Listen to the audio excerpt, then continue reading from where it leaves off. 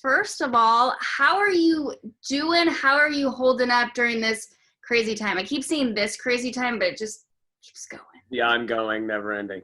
I'm doing very well, all things considered. I have very few complaints. It's obviously an adjustment, but I'm pretty fortunate. So we're plugging away and learning a lot about ourselves and those around us. Love to hear it. And you have this new partnership with Old Spice. So I think it's safe to say you're also smelling good. You might be smelling a little better than I hope usual. so.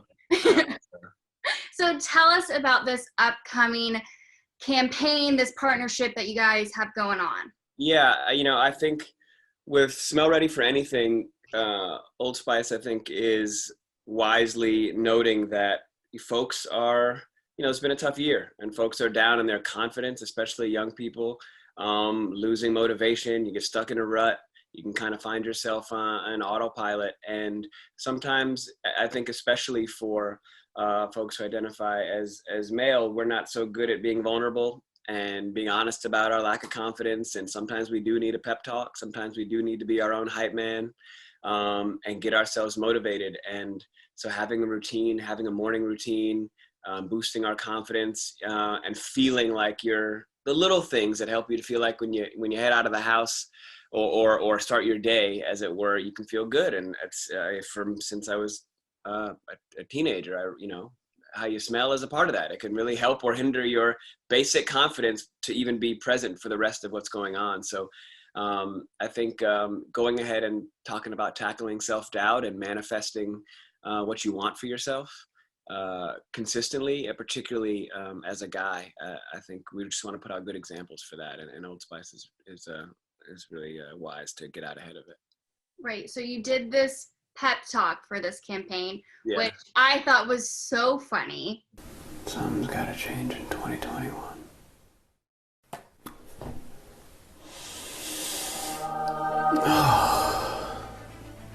This is the year we get it together. Stop using my treadmill as a hamper. This is the year you buy Mom that house. You're gonna stop taking your shirt off on TV, big fella. Not for a while. I mean, we all gotta work. So why was it important for you to say those things, to kind of be vulnerable like you were just talking about? Yeah, I think, I guess, don't just want to talk about it. You want to be about it. I'm admitting myself, I have, sometimes you do lose confidence. Sometimes I do get down on myself. Sometimes I do need to smack myself in the face and remind myself of what can happen and understand the real power of speaking things into existence and being your biggest cheerleader. And creating, I think for a lot of folks, being stuck at home, the uncertainty, is this going to last a week, a month, a year? What is this? What happened was for a lot of us, the structure of the day got ripped away. So we need to kind of build your own structure, your own check-in points, your own routine and rhythm, your own, hygiene, taking care of yourself. Because you don't think you're going to see anybody, so you're not wearing any pants on all the Zooms all day. So, but maybe it actually might help your performance and your confidence if you pull it together and treat it like a real day.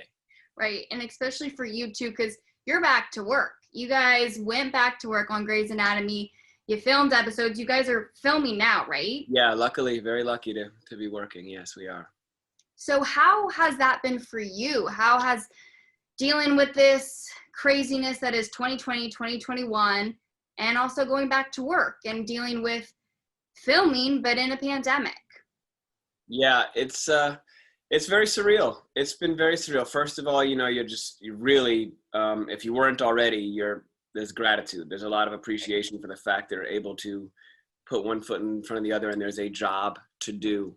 And to, you're around people, but you can't really be, and we're in full on Grey's. We happen to be playing COVID. So we're in full gear and papper and the whole, I got a fanny pack HEPA filter tube going up into a helmet, and it looks like we're exploring space.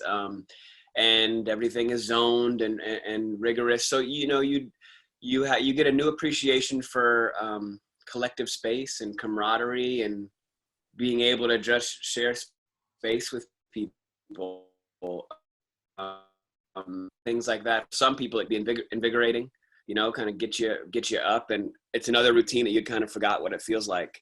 But but yeah, it's a very bizarre. All of it is a little weird.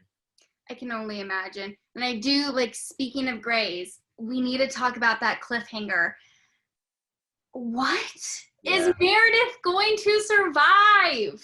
It's a tough one. I wish I could tell you. This year is crazy. These writers are out of their minds. I don't know. This is, a year where you'd think you'd run out of story, and they figured out all types of ways to keep us flipping on our heads.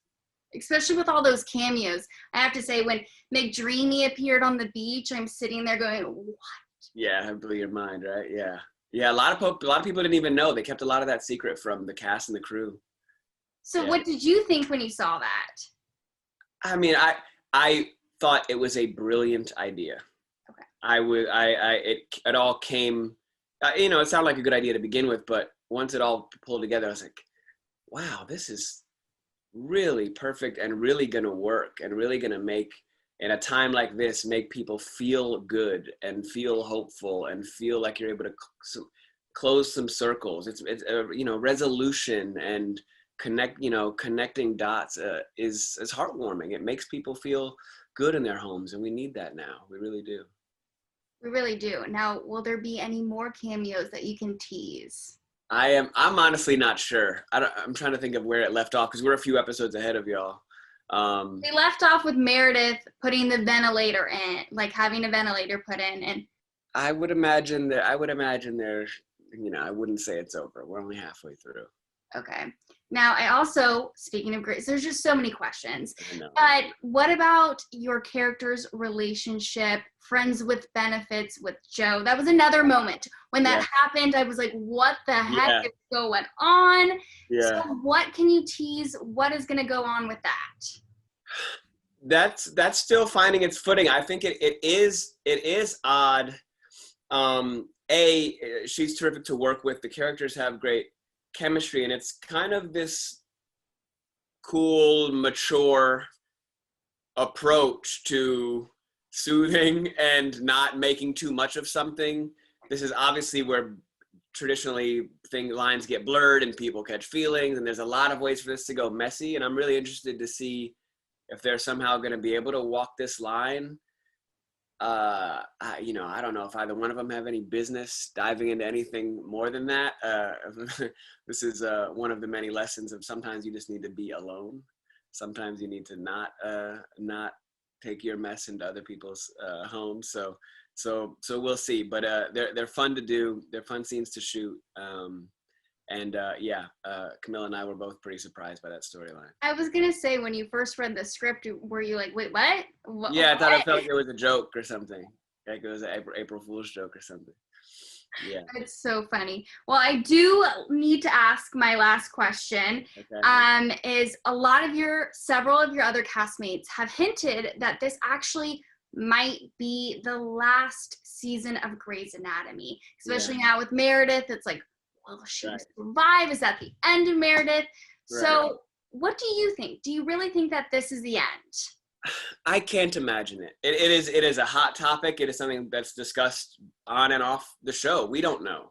And it's really hard to imagine coming this far for it to be the end. And you'd feel like we'd know by now if it was. So I have no information, but I do truly, my hunch is that I don't think we're wrapping up the entire historical series with this kind of hiccup year that it's been for everyone and for the show. It's above my pay grade, but it just seems, I don't know, I don't get that feeling.